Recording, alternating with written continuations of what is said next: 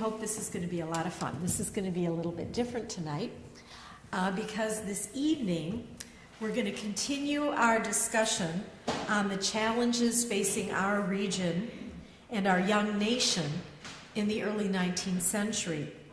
And we are privileged this evening to have a special guest from the past. Ensign Duncan Reed has traveled to Troy, Michigan in October 2012 from his home in Frenchtown, Monroe in the Michigan Territory in October of 1812. So ladies and gentlemen, would you please give a warm welcome to Ensign Reed.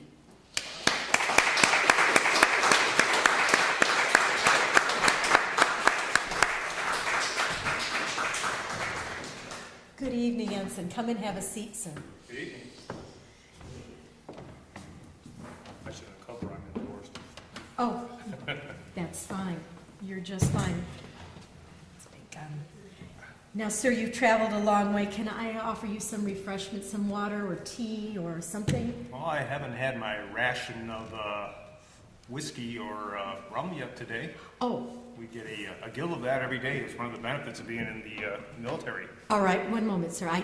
We did wonder about that, and so we've prepared. Oh, wonderful. Do you see any councilmen about? And how much is a ration, sir? 1 gill. And that's about? Oh, about... I guess how about that? All right, there you go. Enjoy. Thank you. To the President. Thank you. You're welcome. All right now. Love it when our speaker's in a good mood.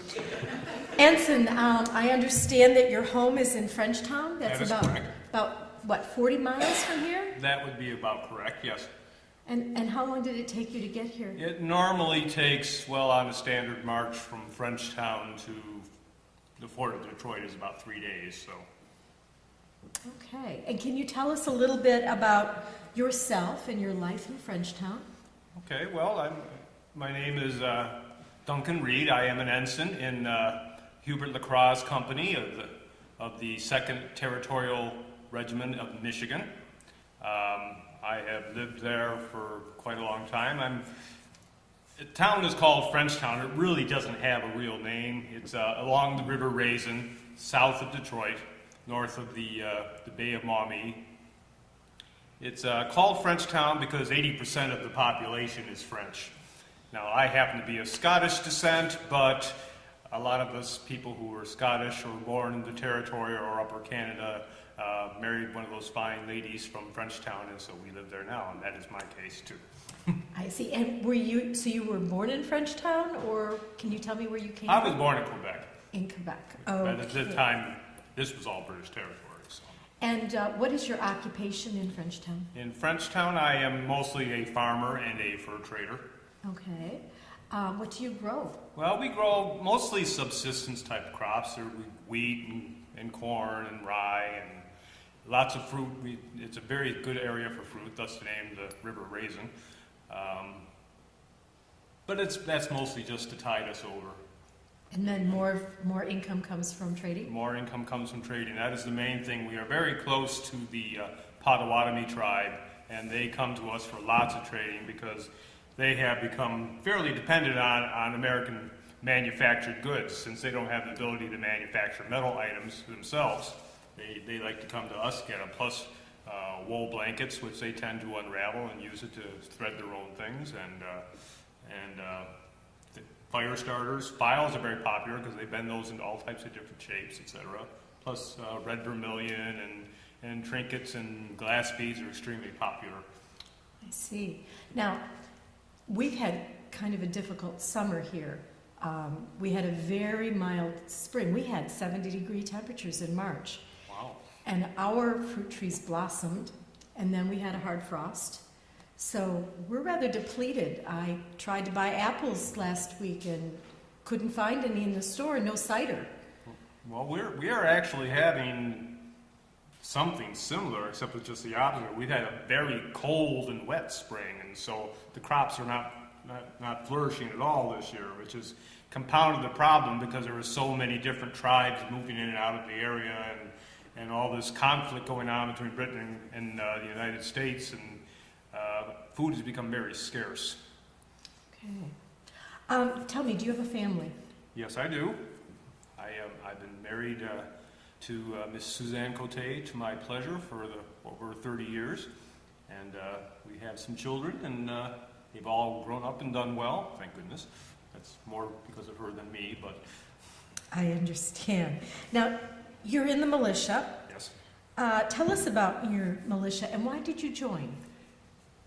Well, I joined the militia because we all had to. Really? Yeah, the law of the territory, which was passed in 1805, stated, we call it the Woodward Code, after Judge Woodward, but stated specifically that every able-bodied man between the age of 14 and 50 was in the militia. And sometimes it would go up to 60 as well. It's not an option. If you are living in the territory, you are in the militia. And able-bodied means you can carry a musket and that you have 4 opposing teeth. And why the teeth? Well, because we use cartridges. Well, let me demonstrate. I'm going to demonstrate. But our cartridges, which we use in our muskets, are paper cartridges. They have black powder and a ball in them, musket ball. You see we have some down here too. And to open this, you have to tear it open. So you need 4 opposing teeth. Understood. Other than that, you're all right. Now, what is you're an ensign. Do you have a particular job in the militia? I am an ensign, although I'm not dressed as one. I am dressed as a private because I haven't been able to afford to go out and get the epaulet that would go on my shoulder yet. Understood. Yeah. Mostly down in with Captain Lacroix is I work mostly as a quartermaster. We don't have any particularly military sites there, so we just kind of relinquished Colonel Anderson's house, and we kind of store all of our goods there. And for the non-military folks who are here this evening, can you tell me what a quartermaster does? Well, I just basically collect all the equipment they would use and be issued, and make sure that they have it, and it's all accounted for. So you're in charge of the supplies in the stores? Correct. All right. And for example, a lot of our equipment right now, because we were federalized, is U.S. government issue. So we have to keep a very good track on that. Understood. Are there other militias in the region? Can you tell me something about that? Oh, definitely. I am, as I mentioned, I am in the 2nd Territorial Militia, which is basically in the District of Erie. I guess I should say there's like 4 military districts in the territory. Right. There's the District of Erie, which is down by Frenchtown. Then there's the District of Detroit. And then there's the District of Huron, which goes from Lake St. Clair to Lake Huron. And the last district is the District of Mackinac. There's 2 regiments. There's the 1st Regiment, which is basically stationed in Detroit. And then there's the 2nd Regiment, which I belong to, which is basically down in the Frenchtown area. There's also a Legionary Corps, which is kind of a elite, call them up right away type of corps. Some of us are members of both the 2nd and the Legionary Corps. I see. Tell me now, as a civilian who was required to enter into service, what does service entail for you? What are you required to do? Well, we're required to provide all our own goods, and which is kind of funny because General Hall, in his orders, made very specific requirements, like about the uniforms and everything. But we have to provide a musket and flints and a whisk and pin and the powder and the ball and a musket. Unless you've been federalized, like in our case, I had a federal musket here. So you provide your own supplies. Now, do you have to report somewhere? Yep, we have drills, usually at least once a year, sometimes in the fall, or if there's more times when there's crisis. We've been called up several times before. There's been 3 times since 1805 that we've been called up, once for an Indian scare, and once because there was a threat of war with Britain already. And then, of course, in the present conflict. Okay. Now, is that what they refer to as mustering? Yes. Okay, so you Yes. muster. Yes. So then you have to report to a certain area in uniform, which I must admit, sir, is a rather elaborate uniform for a territory and for basically civilians who are required to provide their own uniform. That's quite elegant. Well, this was based on the military uniform of 1803. This is really similar to what you might have heard of Lewis and Clark, the explorers. Yes. This is similar to what they would have worn because Governor Hall was in Washington just before he came out here and got caught up on all the latest things. It is rather elaborate, and it caused quite a bit of grumbling when we were required to get it because it had to be made out of this blue wool. But interesting enough, the only place you could get blue wool was from Governor Hall. So, so as someone said, the money went out of our pockets and into his. Well, would you mind giving us a bit of a fashion show? Could you explain some? I'm amazed that you're wearing so much white. Quite frankly, being in a frontier, I would think you would be wearing tan or dark clothing, but white trousers in the territory? Well, let me tell you about what we have to wear and why. I'm going to lay this musket down on this table. Let me do that first. Can we talk about the musket later too? Oh, I think we'd all like to learn more about the musket. What I am wearing is what was prescribed by Governor Hall for the territory militia. Now, mine is particularly the 2nd Regiment. He specified that we would, I'll work my way down. And You can take things off. I'd want you to be comfortable too. Right. First of all, not specified but sent to us was a canteen. Now, a lot of the things that we are using here in Michigan are left over from the Revolution because we're on the far west of the territory. They don't care about us. All the new stuff goes over into Massachusetts and New England, etc. But this is a typical canteen that we've used out here. It's called a kidney canteen because it kind of has that shape. It is actually rather comfortable to wear. So, and this again is not part of the requirements, but this is a haversack. We all carry it. This is where we store our food. Lunch? Dinner? Well, we just get a certain ration every day. When we're in the military service, we get either 1 1/4 pounds of beef or 3/4 of a pound of pork, 18 ounces of bread or flour, some salt, some pepper, some soap, and some candles, and we just kind of share that up, and that's what you have. And the gill. And the gill, of course. Thank you for reminding me. You're welcome. I don't have any food currently in my haversack, but I have typical, we carry our plates as well, so something nice and durable. Are there Silverware. men assigned to be the cooks? If you just have flour, is there someone assigned to do Flour would baking? normally be more when you're stationed in, but normally they divide some of those goods amongst a small group of soldiers, and then one of the poor unfortunate souls who would be designated cook would do that. I see. So, Okay. you're cooking today. Here, let me take that and I'll put it on the table for you. Certainly. Oops, sorry. It's all right. Now what I'm having here, the rest of this stuff is what is specifically prescribed by Governor Hall in his orders. First of all, he indicated that we would have both a bayonet and a cartridge box. They had to be out of black leather.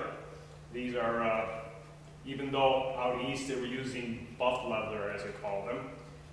These come apart. You notice that this crosses here and it holds it in place so it doesn't go anywhere. It also makes a very nice target, which I don't like, but it is.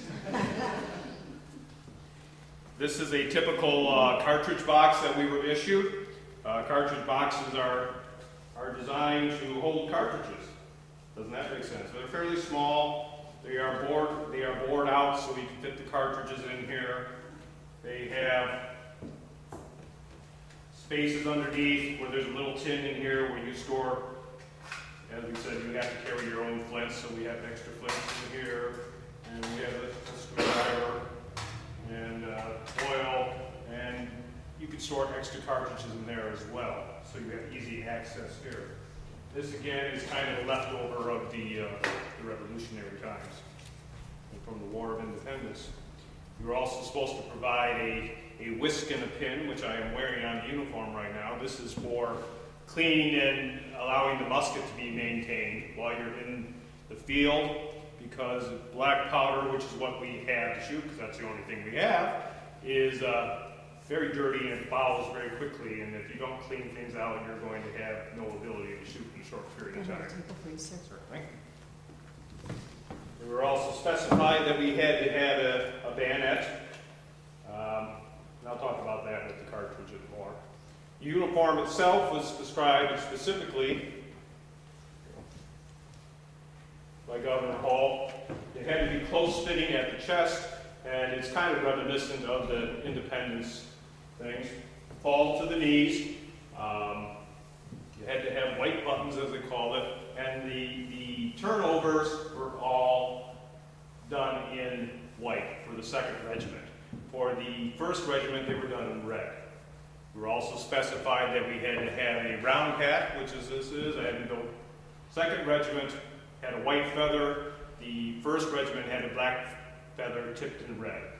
And we were also told that all good Americans should wear an eagle, so we have the eagle on the hats as well. The underclothing, which was won't go into great detail, but Modest man. But we are specified that we have to have all white underclothing. To answer your question is because this is very easy to boil to clean. And that's why everything is just done to boil and clean it. You boil the wool jacket? Not the jacket. The jacket doesn't go in there. Okay. But you're all what we call the undergarments. Undergarments. And they're all supposed to be white. And so we are specified to have, I'll put this back on because I don't want to be indecent. We were specified to have a white military vest, which is what this is. White pants. During the winter, blue pants are also specified. Those will be made out of wool. These are out of cotton twill because it's a little more comfortable. We're all supposed to have a cravat on. And I think that's basically it. Oh no, I'm sorry. We also have to wear, put my foot up here, we specified that we had either half gaiters or half boots. And the whole purpose of these, it just keeps the stones out of your shoes when you're marching. It serves no other purpose. So, some of us like to wear them inside the pants, some like to wear them out. It depends on what Captain LaCroix feels like you're doing that day. Now you mentioned, obviously, one of the most important pieces of your equipment is your weapon. Yes. Would you like to demonstrate your musket? Well, I will talk about my musket. Okay. Yes, sir, we are in a church. We're not going to discharge firearms tonight. We aren't going to do that here. What I'm using here now is one of the standard ones used here in the far west. This is a 1763 Charleville. During the War for Independence, France sent many of these to the United States, or to the colonies at that time, just to help us win our revolution against them. It's a smoothbore musket. It weighs about 10 pounds, and you can get very tired carrying it through the day. The main operation of it and how it's used, we have a whole series of commands we go through. This is part of what we do when we muster. We go through and learn all the manual of arms, as we call it. We are kind of new because we're not using Baron Steuben's anymore. We're using Smith's, which was written by an American. A couple things that you might know about muskets or not. There's several expressions that have come from using muskets. If you want to make sure you have everything, you make sure you have the whole lock, stock, and barrel. This is the lock, this is the stock, and this is the barrel. So you need that. A musket has, before I do this, I need to demonstrate that as something else we do at our Militia. We call it pinging the musket. And if it pings, there's nothing in there. If it doesn't, you're in trouble.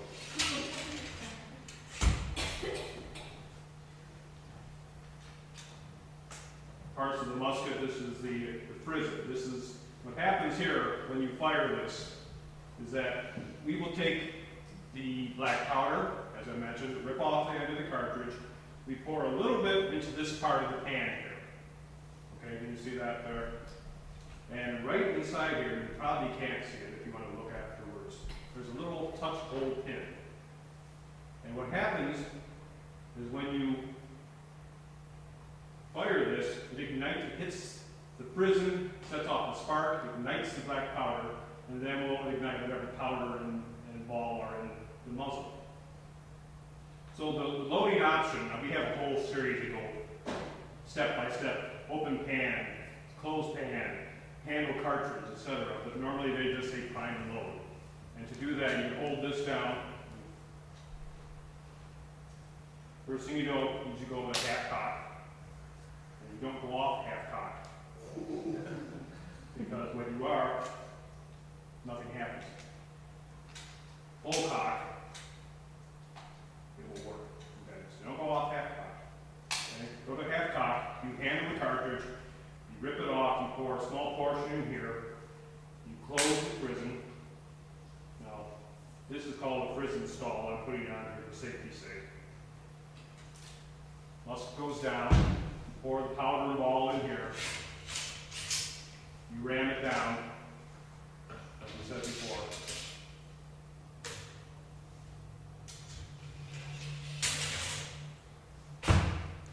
Then the musket is brought to shoulder. And then they tell you to make ready. Make ready, you aim in the general direction, you go to full cock. And at the order, and you fire. You said you aim it in the general direction. Can you tell me how accurate you are with the musket? Well, if you're lucky with a musket, you can hit the broadside of the barn. They are fairly accurate to about 50 yards, but beyond that, there's no chance of it. There's been a big debate in the military because a lot of the militia like to bring their rifles in. Now, rifles are much more accurate than muskets, but a lot of people think that's kind of a moral thing because when you're using a rifle, you're actually aiming at a person to shoot them. And whereas in this case with the musket, you're just kind of aiming in the general direction. So you don't know if you're specifically aiming at anyone or not. Very interesting. You also said you were going to show the bayonet. Oh, yes. Which is right on the table, sir. Because these are single shots, and I will talk about how we deal with that later, we are also issued a bayonet, which fits on top like this. Stays clear out of the way of the barrel. They are designed to do major damage because they are triangular, so it's not something that's easily solved if you're punctured with one, to be true. But it might come down to that. You have your one shot, and then if you don't load fast enough and they're on you, then you have to defend yourself and your troops with that. And we have a couple different ways of firing. I had a volunteer from the audience. I just want to show how we work in groups. Thank you, Mr. Brady. We're in the militia. As long as I'm not the target.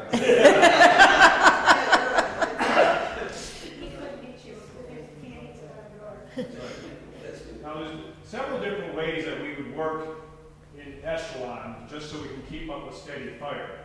Now, the first one would be to be in ranks. Now, you'll turn and face that way for a minute. Now, what I will show you is that the regulation when you're firing is the person in front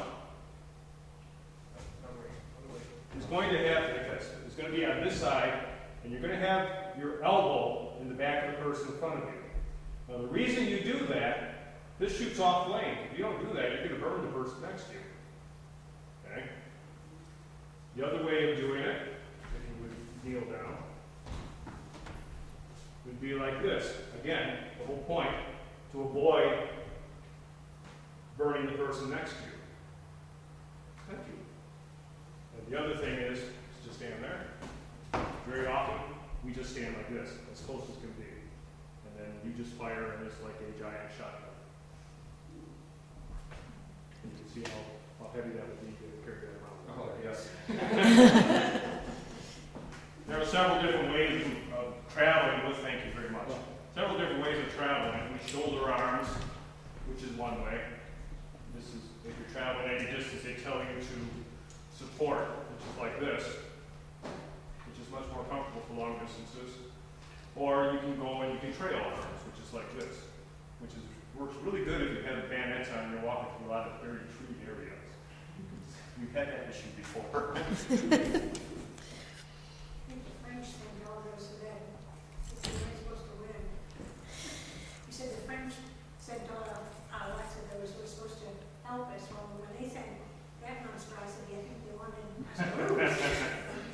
Well, this is state of the art though. This is from the farmers, right. They already had a rifle. Yeah, a lot of them have rifles, they would use it. But if you were federalized, like the second was, then we are issued equipment then. At that time, were they making the rifles here in the United States, or were they all getting them from someplace else? Well, no, rifles were made here, but it was usually by a local gunsmith.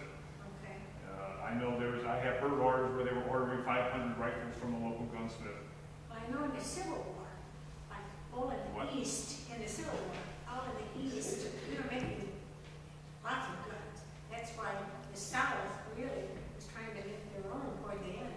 Guns were gone, and some of the old guns that were really made at the end of the Civil War, they said were really bad, but they didn't have the machinery which the East did. Well, most of our weapons are made by individuals, Not in factories. not in a factory. We don't have that ability. That's, usually it's a local gunsmith who takes an order to make so many muskets or so many rifles or whatever, or a blacksmith even to make some parts, because this is all steel, and you have to be careful of it. Understood. Ensign Reed, do you have other duties other than practicing and doing drills when you have not been called into a battle, when you're basically in the militia but not involved actively in a military conflict? Were there other duties that you have performed in the region? The second was known, we are known as people who do construction. General Hull's army was coming from the Maumee River area, and they had to get through the whole Black Swamp, and then coming along Lake Erie, it's still not very good traveling. So we were building Hull's road for him, and we were called out to do that. We spent quite a bit of time building a corduroy road so they could actually get all the troops through, and putting bridges over the rivers, the Ecorse and the Huron, so they could get up to Fort Detroit. Can you describe for people what a corduroy road is? Well, basically, we just fell logs and lay them down side by side, so at least there's, yeah, it's that's a very, very good description of it, but it's better than walking through the marsh. This is true. And the Black Swamp, for some of you who might not know where the Black Swamp is, if you have traveled down to Toledo and then head east along the south shore of Lake Erie, that was the old Black Swamp. So if you go to any of the wildlife sanctuaries, like Ottawa National Wildlife Sanctuary, there's, I think, Old Woman Creek, and there's another one that bird watchers go to every spring. That was part of the dark swamp, the Black Swamp, and it was, in many cases, impenetrable in the spring, I would think. Yes, it was very hard to get through. There was only way to travel. We had a horrible incident that, because of the difficulty of getting through the Black Swamp, General Hull made the mistake of putting all of our orders and stuff on a boat to send it to Detroit to get it there faster, and the British at Fort Amherstburg caught it.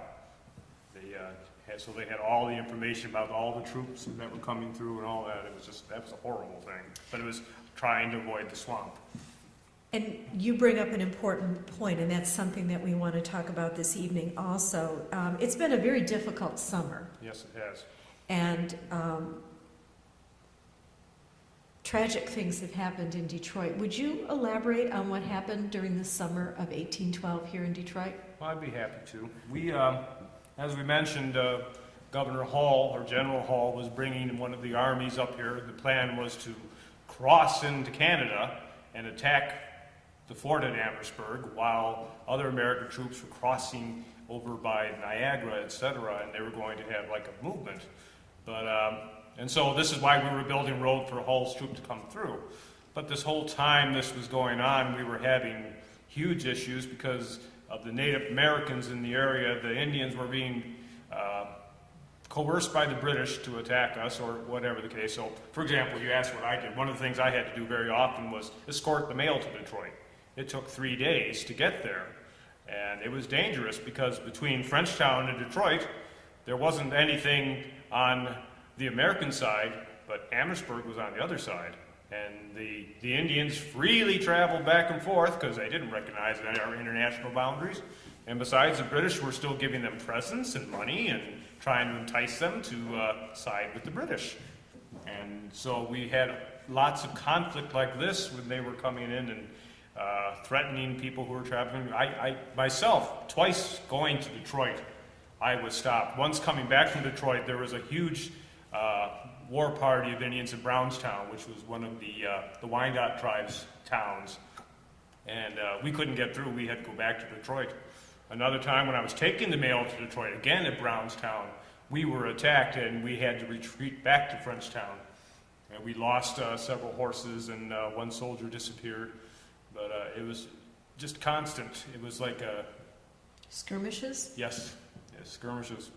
And then the saddest news of all to us was that General Hall surrendered Fort Detroit to the British on August 16th, and we just couldn't believe that. You know, the British came down. They came down by river to the River Raisin on the 17th, and they said, "Well, we've just captured Detroit, and we want you all to surrender."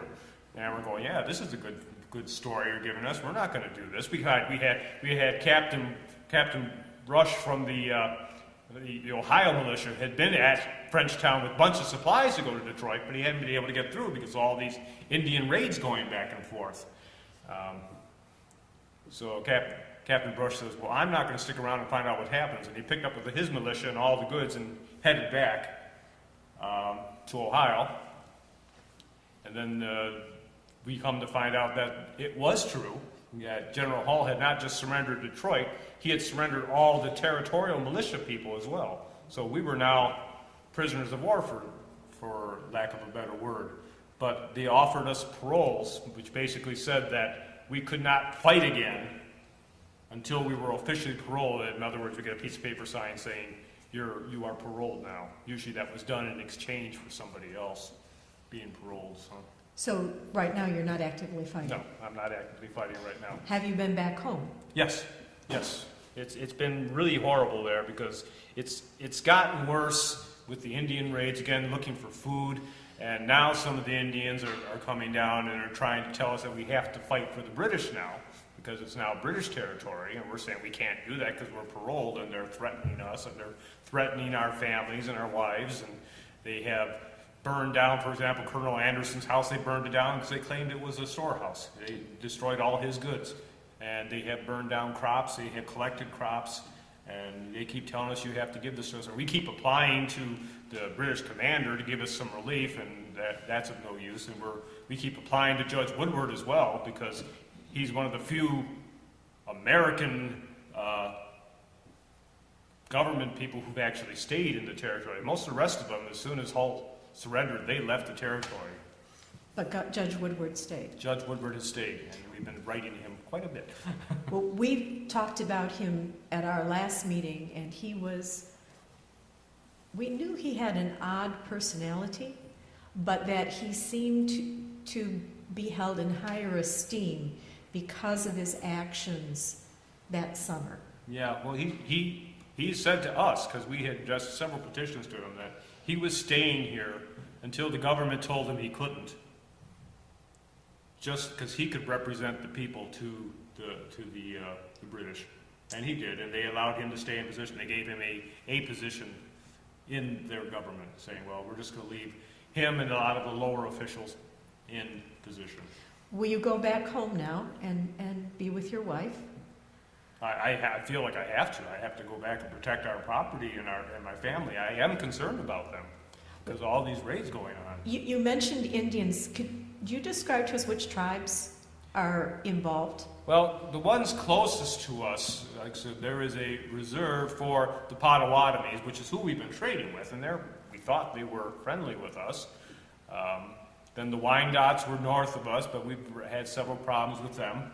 And then there is the Ottawa and the Chippewa, which are from the Algonquin tribe, and they have been called down, and they have been reporting to the British. So we have at least 4 tribes, and even some of the Sauk are coming across the old Sauk Trail from the base of Lake Michigan.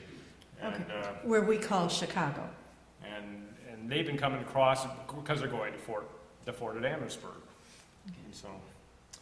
So the future looks rather tenuous. It looks very tenuous. We don't know what's going to happen. We're just kind of holding on for now, hoping. We've heard stories that there might be another American army coming our way to give us some relief. We're hoping so. Most of the Americans who were living in Frenchtown, unlike myself, I was born in this area, but some of those who were American citizens had moved there, have moved back to the States and left everything behind. Some even left, Colonel Anderson that left his family behind because he had to leave because they were going to kill him. So. My last question to you, sir. You're serving in the militia. You've adopted the Michigan Territory as your home. Do you see the territory becoming a state someday? It all depends on what happens here. My understanding is that if the British win this war that we're involved in now, they intend to make this area an Indian reserve. I see. And then where would you go? I would have to go somewhere into the States, I would imagine. Okay. It's been difficult. It's because a lot of us have ties to Michigan, but a lot of us have family and ties across the river in the British territory as well. It's very difficult. It's almost like a civil war because we know each other and we're related to each other. And normally you would travel freely? Yes. Across.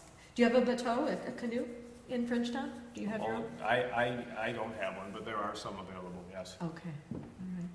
Well, The French are very good with their boats. Ensign Reed, I can't thank you enough for making this journey. I to can't speak thank with you us. enough for the gill of liquor. Thank you. You're welcome, sir. And there are some sweets in the back to have. We would encourage you to stay a while longer, and perhaps our guests tonight can come up and you can answer questions for them. Certainly, certainly. It's a pleasure, sir, to meet you. Well, thank you very much. I appreciate it. Take care. Okay. Thank you.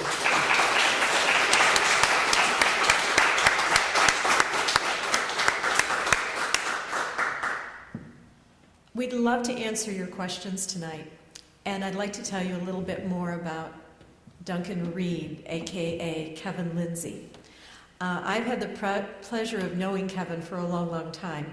We knew each other long before we knew each other because we have attended the same church, I think, for 25 years. About that. And Kevin has a wonderful voice and plays guitar, and both he and his wife are active in the music group at my church. So I knew Kevin before I knew him. When I came to the museum, I learned about Kevin and his wife, Susan's incredible interest in history and their passion for historic preservation. They live on Norton in Troy in a historic home that they have restored inside as well as outside. Most people who have historic homes do the exterior, but the interior one, you walk in, it's a mixture of modern furniture and modern appliances. And I'll tell you, when you walk in their kitchen, you can't tell that it isn't an 1800s kitchen. You can't find the refrigerator, but it is there. They've done a marvelous job. Kevin also served on our Historic District Commission, where he was very helpful talking with people and helping people who own historic resources and who are looking to preserve them or update them following standards for historic preservation.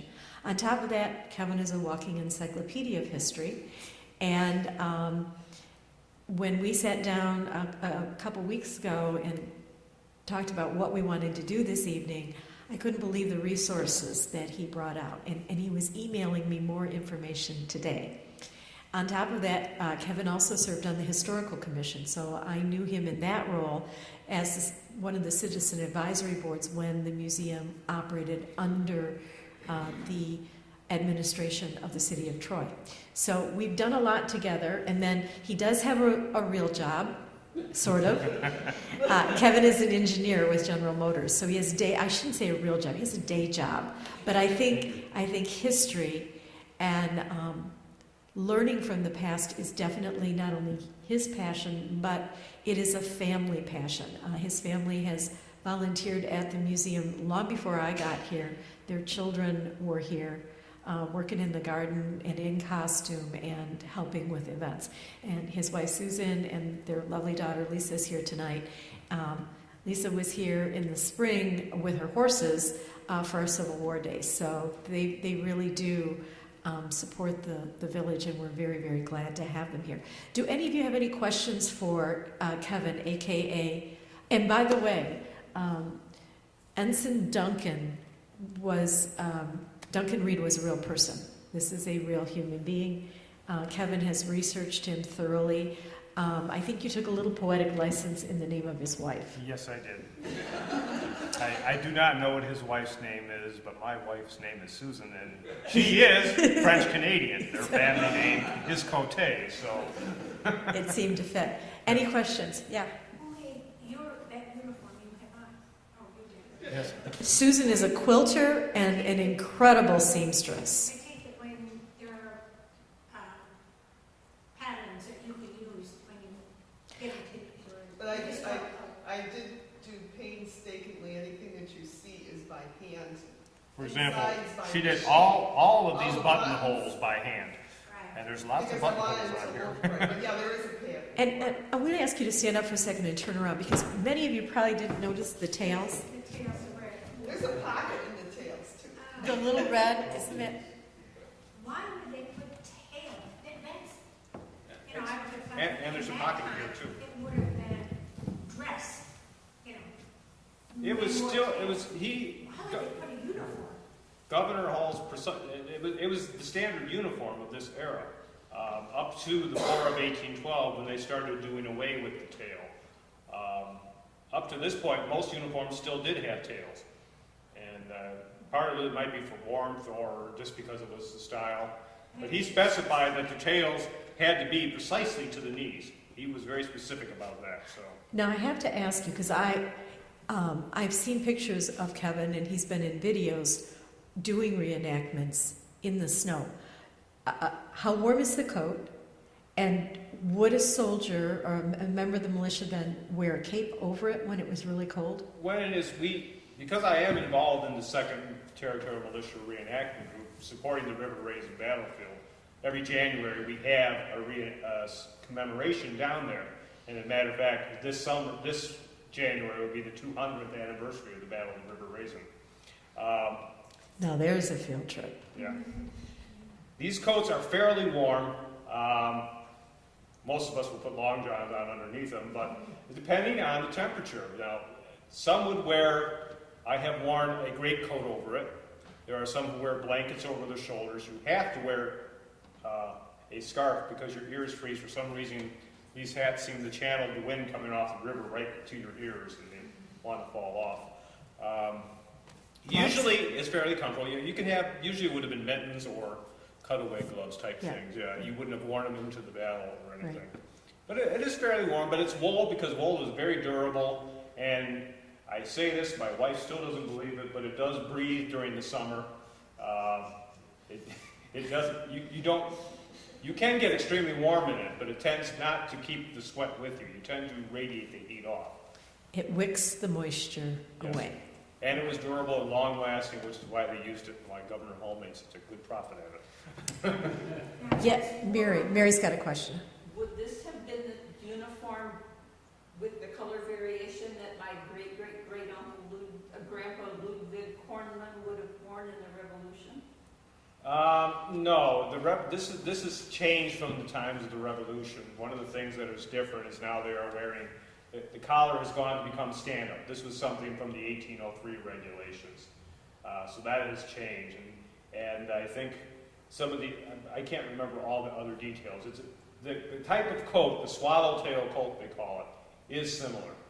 But there are changes going on at this point. And as you get further into 1812, you'll see the stand-up collar remains, but the tail will disappear or get shorter. And then they will stop having the open front as well. It'll become a single column or a double column of buttons going up. Yes, sir. What happened to Governor Hull after he did this cowardly thing of surrendering? Governor Hull was court-martialed. He was brought before him. He was convicted of treason. However, the president pardoned him because he had served honorably in the Revolution. So he left the state. He never came back. He spent the rest of his life trying to reclaim his reputation. He wrote extensively a couple of books trying to defend himself. He was called a coward. And he was, as Kevin said, he was sentenced to death, but the death sentence was commuted because of his age. He had turned down the offer to lead the army in Michigan 3 times. He was pressured to accept it. He was in his 60s. His health was not as good, and he was very wary of Native Americans. He was afraid of Indian attack. And he refused the command twice. But when others would not accept it out of a sense of duty, I would think, he took it. He was known to be, I would say, a rather proud man. Yes. Did not get along well with average folks, kind of standoffish. And so I don't think he had the loyalty of the men the way some leaders might have who were charismatic. He did not think highly of the militia. He blamed us for part of his problem. Right. And keep in mind there was regular army, and then there was militia. And the militia were not as well trained or as well equipped. And like Duncan Reed, they had family members, and they were worried about their farms. They were worried about their wives and children. And there were a lot of raids going on from Native Americans, and they were living in very much a wilderness. In 1812, Michigan was a real wilderness. There was the fort at Detroit, there was Mackinac, and there was Frenchtown. And that's about it. And it was wilderness in between. St. Joseph. And St. Joseph, Right. on the far side of the state. And that would be a couple weeks run to get from one side of the state to the other, Yes. which they did. LaSalle ran the route that we now call I-94. That was an Indian path and then became a well-used trail. The old Sauk Trail. The old US Sauk Trail. 12 became I-94. Right. So Hull there's a new book out about Hull, just published in the last couple of years, that treats him more gently. I haven't read it, but I have heard the people at the time condemned him universally for surrendering Detroit without firing him. They had cannonading going on back and forth. And then the British came over and said, we're going to attack you tomorrow. And he had already received news that Mackinac had fallen to a huge collection of Indians and British soldiers. And he had this vision in his head of a horde of angry Indians coming down and attacking Detroit. And he had seen Indian massacres, and he was very afraid of them because his family was there as well. So this is part of what he said was his reason for it. But the British came the next day, said, we're going to attack you, surrender. The next day they came up and told him to surrender, and he did. And the soldiers were astounded. Like I said, the people in Frenchtown were like, he surrendered? Really? we can't believe this. And because he didn't fire back, he didn't fight back at that point in time. That's what they thought he should have done. The other information that he had gotten from the East was that the United States was not going to defend Lake Erie. So he, as Kevin said, was looking at the British coming from Mackinac, across from Amherstburg, and there was no support coming up through the southern Great Lakes. So he was stranded. So he could fight. He did not know how many supplies he had for the people in the fort. There were about 300 people living in Detroit. So how long could they hold out, especially if they had wounded? We described... The supplies were being stored. As I mentioned, Captain Brush had come up to Frenchtown. He had supplies for the fort, but he couldn't get them through because of all the raiding going on back and forth. So... Tough decisions, yeah. Not unlike decisions that we have to make today. Any other questions? Yes, Fred. What type of compensation did you get? Any pay? Well, your average private would get $6.66 a month. And that wasn't very good wages, but that's what they offered. As you went up in rank, of course, the amount you would be paid. Okay, so $6.66 a month. So say 7 times 12, round it up. So you're making $84 a year. Yeah. Now, as a trader, what kind of living would... I can't give you a number. Can't give me a number? Because it was all barter. It all varied so greatly because we were doing the regular fur trade. Michigan was always a great fur trading spot. But then the United States came in and they tried this new factory system.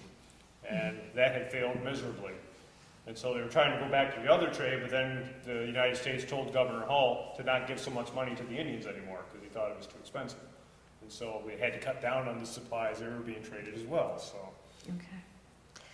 Well, there's still sweets in the back, Ensign. You are welcome to them, and everyone else. We hope you enjoyed this different kind of presentation tonight. I want to thank Kevin for coming, for doing a tremendous amount of research, and I think providing the insight of the individual during the War of 1812. Thank you so much.